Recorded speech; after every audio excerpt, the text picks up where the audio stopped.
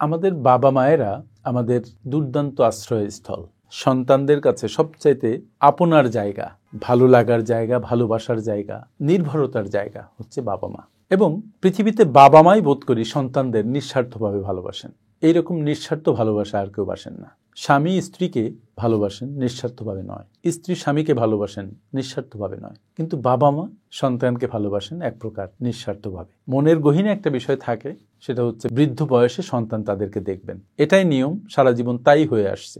এই জীবনের পথ পরিক্রমায় বাবা মা সবসময় সন্তানের মঙ্গল চান, কিন্তু তারপরেও মাঝে মাঝে বাবা মায়েরা কিছু ভুল করেন আমার মনে হয়েছে। সেই বিষয়টা বাবা মায়েদের আমি একটু স্মরণ করিয়ে দিতে চাই, কারণ অধিকাংশ ক্ষেত্রেই বাবা মায়েদের এটা একটা ইম্পালসিভ বিহেভিয়ার। যেমন অনেক ছেলে যারা বিদেশে আছেন তারা বলছেন যে বিদেশে যাওয়ার পরে তার বাবা মারা তাদের কাছে টাকার এমন প্রেশার করতে থাকেন যে ছেলে যেন একটা টাকার মেশিনে পরিণত হয়েছে, এবং বাবা মায়েরা বিশেষ করে বাবা ওই টাকাটাকেই তার জীবন চলার একমাত্র পাথেয় করে নিচ্ছেন, যে ওই টাকা দিয়ে তাকে খুব আরামায়েশে থাকতে হবে। আরামায়েশে থাকা দোষ নয়, সন্তানের আয়ের উপরে নির্ভর করা দোষ নয়, কিন্তু সেটা যখন একটা পীড়নের আকারে চলে যায়, সেটা যখন অধিকারহীনতার ব্যাপারে চলে যায়, বেশি হয়ে যায়, তখন সন্তানদের কষ্ট লাগে।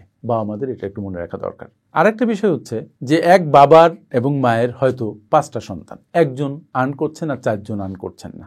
সেক্ষেত্রে দেখা যাচ্ছে যে আর্ন করছে তার টাকাটা নিয়ে বাবা মা অন্য সন্তানদের মধ্যে যথেচ্ছভাবে খরচ করছেন, কখনো কখনো ক্যালকুলেশনও করছেন না। আবার বিদেশ থেকে একজন টাকা পাঠাচ্ছেন বাবার কাছে, বাবার সম্পত্তি কিনছেন সব সন্তানের নামে, এবং অনেক ক্ষেত্রে হয়েছে যে সন্তান বিদেশ থেকে বাড়ি ফিরেছেন তার ইনকামে কেনা জায়গাতে তারই জায়গা হচ্ছে না, তারই স্থান হচ্ছে না, এমন ঘটনা ঘটেছে। এবং বাবারা বিশেষ করে তার যে সন্তানগুলো খুব উইক, হয়তো কম আয় করছেন বা করতে পারছেন না, তাদের প্রতি ভালোবাসা, সহমর্মিতা, সহানুভূতি দেখাতে যে ভালো করছে তার প্রতি অনেকক্ষণ অবিচার করে ফেলেন। এই ক্ষেত্রে একটা সুন্দর দৃষ্টি দেয়া দরকার, যে ভালো করছে সে ভালো করুক, তার প্রতি যেন অবিচার না হয় সেদিকে নজর দেয়া দরকার।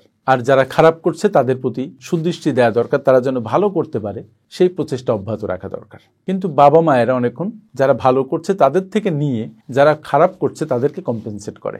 বাবা মাকে বোঝা দরকার যে ইনকাম করছে তার রেসপন্সিবিলিটি কিন্তু আপনার সন্তান নয়, আপনার সন্তান কিন্তু আপনার রেসপন্সিবিলিটি।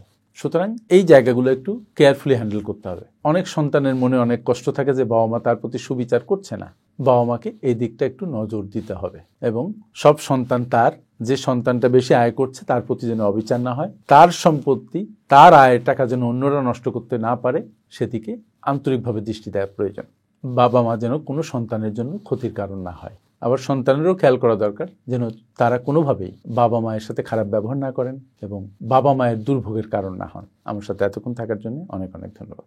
আপনারা যারা বিশ্বমানের project profile, company profile, project feasibility, market survey, business and marketing plan এবং ওয়েবসাইট তৈরি করতে চান, তারা আজই যোগাযোগ করুন আমাদের সাথে। Finpower leadership international, a finance and business consulting farm.